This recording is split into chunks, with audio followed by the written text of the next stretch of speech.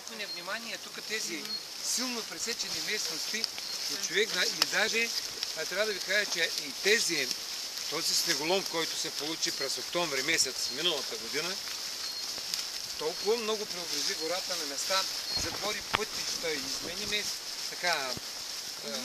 ориентацията и стана много трудно. Иначе е много... Тя е най-красива през пролетта и през есента.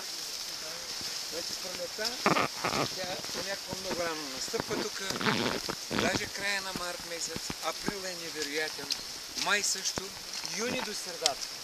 Юли, август вече е с много мушици, много... И септември също. Една клонка. Значи тогава са мушиците. Тогава са. Юли, август, втората половина на юни, юли, август. Септември вече нататък... Началото на септември имаше много също. Да, и началото до средата може би. Октомври, ноември е невероятно. Тя е най-красива тогава. Много цветове, така като палитра е. Като черга. Добре, как се върви тогава през Странджа? През лятото ли? Не. В принцип, ако някой познаваш.